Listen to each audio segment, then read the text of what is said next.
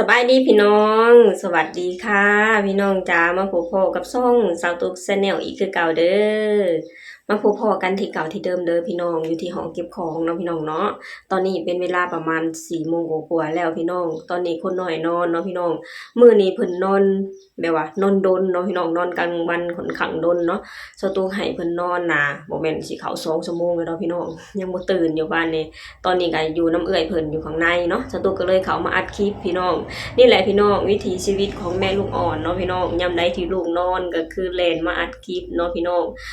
ยามใดที่เพิ่นตื่นก็คือเอาเพิ่นเนาะพี่น้องถ้าหากว่าบ่เอาเพิ่นก็บ่ยอมพี่น้องเพราะว่าเพิ่นก็ค่อนข้างติดแม่นะพี่น้องเอื้อยนะเพิ่นบ่ค่อยติดปานใดเพราะว่าเอื้อยนะมาหาแค่แบบว่าสลับอาทิตย์มาหานะพี่น้องสมมุติว่ามาหาอาทิตย์นี้พอเริ่มน้องสิติดผัดต้องกลับไปอยู่นำแม่ใหญ่แล้วนะพี่น้องก็จะกลายแบบว่าจะเป็นประมาณนี้เนาะพี่น้องกับบัดนี้ถ้าหากว่าจะให้ติดพ่อผัดแฮงบ่ค่อยมีเวลาอยู่บ้านนำเลยเนาะพี่น้องเนาะพ่อจะมาเห็นแค่ช่วงยามกลางคืนตอนนั้นเนาะพี่น้องเนาะตื่นเช้ามาพ่อก็ไปเฮ็ดเวียกแล้วพี่น้องพ่อกับลูกมาเห็นกันแค่ช่วงตอนแลงเนาะพี่น้องเนาะคืออยู่กับแม่เบิดมื้อนะพี่น้องบ่แปลกที่เพิ่นจะติดแม่เนาะพี่น้องมาพี่น้องมามื้อนี้ก็คือเก่านั่นแหละพี่น้องติดตามความเคลื่อนไหวของครอบครัวศรีวิไลกันคือเก่าเนาะพี่น้องเนาะคือครอบครัวศรีวิไลมื้อนี้ก็พากันไปทำบุญเนาะพี่น้องนี่คือพ่อที่แสนดีแม่ที่แสนดีเนาะพี่น้องเนาะยามใดที่บ่มีงานการแสดงก็คือพาลูกๆนะเฮ็ดเวียกเฮียนเวียกซ่านพอมื้อใดที่บ่ได้เฮ็ดเวียกเฮือนเวียกซ่านก็พากันไปทำบุญเนาะพี่น้องคือทางพ่อครูก็คือเพิ่นเอาต้นมา1ต้นเนาะพี่น้องมาตั้งอยู่ที่บ้านเนาะแล้วก็โพสต์ลงแล้วก็ให้ทาง FC แฟนคลับนะแบบว่าไผที่มีใจศรัทธาก็คือโอนเงินน่ะมาเพื่อทำบุญกับเพิ่นได้เนาะพี่น้องเนาะและตอนนี้ก็คือทางครอบครัวศรีวิไลก็พากันไปถวายต้นให้แก่วัดอยู่ที่วัดบ้านแฮดเนาะพี่น้องเนาะเกี่ยวกับงานผ้าป่านี่แหละเนาะพี่น้องเนาะตอนนี้ก็พากันเดินทางไปเป็นที่เรียบร้อยแล้วพี่น้องมีทาง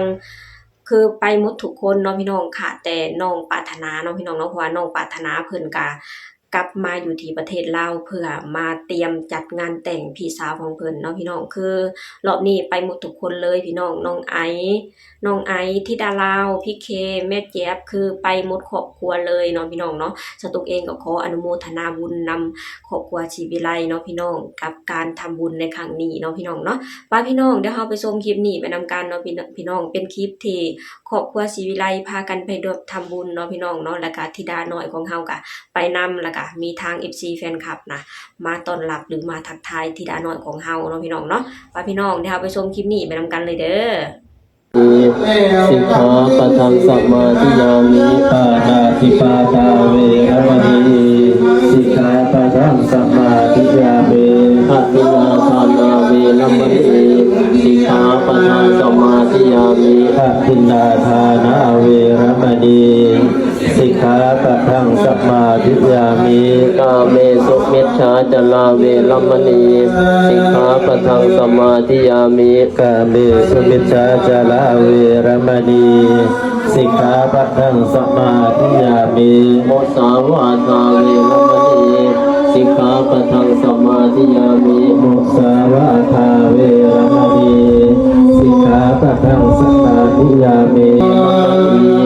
สิกขาปะทังสัมมาทิยามิสุลาเวรยะมัชฌัปมาทัฏฐานาเวรมณีสิกขาปะทังสัมมาทิยามิทุมาวันนี้บ้านศรีวิไลค่ะเรามานะคะมาถวายต้นเงินนะคะมาเฮ็ดบุญร่วมกับพี่น้องนะคะพี่น้องบ้านแม่เนาะวัดท่าเสมาวันนี้บ้านเฮามีบุญค่ะบุญพระเวทเด้อพี่น้องเด้อนี่นะคะพ่อแม่เอสซีเพิ่นมาหาอีหลาธิดาลาวค่ะต้อนรับดี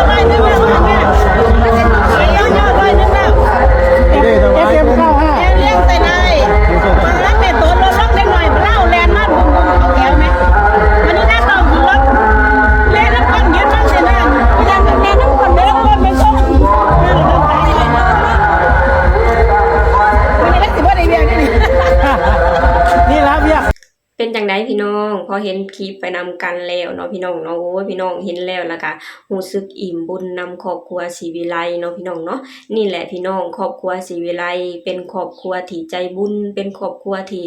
มักทำบุญทำทานเนาะพี่น้องขอเพียงแต่มีโอกาสทางพ่อครูศรีวิไลจะบ่ปล่อยให้โอกาสนี้ปล่อยผ่านไปเนาะพี่น้องเนาะเพิ่นจะพาลูกๆพาครอบครัวน่ะทำแต่สิ่งที่ดีๆเนาะพี่น้องเนาะและการไปทำบุญในครั้งนี้ก็คือไปหมดครอบครัวเลยเนาะพี่น้องเนาะขาดแต่น้องปรารถนาพี่น้องเพราะว่าน้องปรารถนาเพิ่นก็เดินทางมาอยู่ที่ประเทศลาวเนาะพี่น้องเพื่อมาเตรียมงานแต่งให้พี่สาวของเพิ่นเนาะพี่น้องเนาะไปในครั้งนี้ก็เลยบ่มีน้องปรารถนาเนาะพี่น้องเนาะแล้วน้องธิดาลาวของเฮาก็พอไปฮอดวัดก็มีทาง FC แฟนคลับนำมาทักทายมากอดเนาะพี่น้องเนาะมาทักทายธิดาน้อยของเฮาล่ะพี่น้องนี่แหละพี่น้องธิดาน้อยของเฮาก็คือแบบว่าเริ่มมี FC แฟนคลับที่หลายที่หนาแน่นขึ้นเนาะพี่น้องบ่ว่าจะไปทางใดคือทางธิดาลาวน่ะจะมี FC แฟนคลับน่ะคอยรอท่าแล้วก็คอยมาต้อนรับอยู่ตลอดเวลาเนาะพี่น้องสตุกเห็นแล้วสตุกก็รู้สึกดีแล้วก็รู้สึกอบอุ่นแทนน้องธิดาลาวเนาะพี่น้องบ่ว่าจะไปทางใดคือน้องน่ะมี FC แฟนคลับมารอคอยอยู่ตลอดเนาะพี่น้องเฮ็ดให้เฮาได้รู้ว่าเด็กน้อยลาวคนนี้บ่ไปทางใดก็มีแต่คนรู้จักทั่วบ้านทั่วเมืองแล้วเนาะพี่น้องเนาะทั่วฟ้าเมืองไทยพี่น้องบ่ว่าจะไปเขตใดธิดาน้อยของเฮามีแต่คนรักมีแต่คนแพงมีแต่ FC แฟนคลับที่รอคอยการมาของน้องเนาะพี่น้องเนาะเห็นแล้วแล้วก็รู้สึกอบอุ่นเนาะพี่น้องเนาะสตุกเองก็ต้องขอบคุณนั่นเลยพี่น้องขอบคุณทาง FC ฝั่งไทยเนาะพี่น้องที่แบบว่าบ่ว่าธิดาน้อยน่ะจะไปทางใดเดินทางไปแถวใดก็คือแบบว่ามีแต่ทาง FC น่ะคอยมาต้อนรับแล้วก็คอยมาทักทายน้องอยู่ตลอดเวลาเนาะพี่น้องเฮ็ดให้น้องได้รู้ว่าที่ผ่านมาน้องได้พยายามคือบ่ได้สูญเปล่าเนาะพี่น้องเฮ็ดน้องทำมาแต่ละอย่างคือบ่ได้สูญเปล่าทุกอย่างที่น้องพยายามทำทุกอย่างที่น้องพยายามสู้คือส่งผลให้น้องเนาะพี่น้องเนาะโดยการที่น้องน่ะมี FC แฟนคลับทั่วฟ้าเมืองไทยเลยเนาะพี่น้องบ่ว่าจะไปมุมใด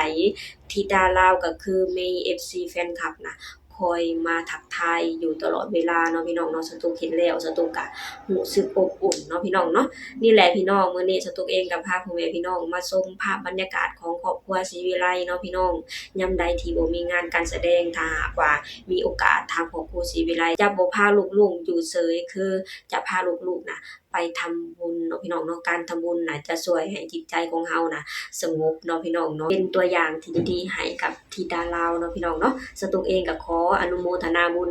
นำครอบครัวศรีวิไลเนาะพี่น้องเนาะขอให้บุญครั้งนี้ขอให้ครอบครัวศรีวิไลน่ะจงเจริญก้าวหน้าเนาะพี่น้องเนาะในหน้าที่การงานในการร้องเพลงก็ขอให้โด่งๆดังๆขอให้มี FC แฟนคลับเพิ่มขึ้นมาหลายๆเนาะพี่น้องเนาะแล้วก็ขอให้มีงานการแสดงน่ะเข้ามาเรื่อยๆเนาะพี่น้องเนาะเพื่อจะให้ครอบครัวศรีวิไลและธิดาลาวน่ะได้พัฒนาตัวเองขึ้นไปเรื่อยๆเนาะพี่น้องเนาะสตุกเองก็ขออวยพรให้ครอบครัวศรีวิไลร่ำๆรวยๆเนาะพี่น้องเนาะโอเคพี่น้องสำหรับคลิปนี้สตุกเองก็จะขอจบลงเท่านี้กันเด้อฝากให้พี่น้องช่วยกดไลค์กดแชร์กดติดตามให้ช่องสาวตุก Channel เด้อสบายดีสวัสดีค่ะ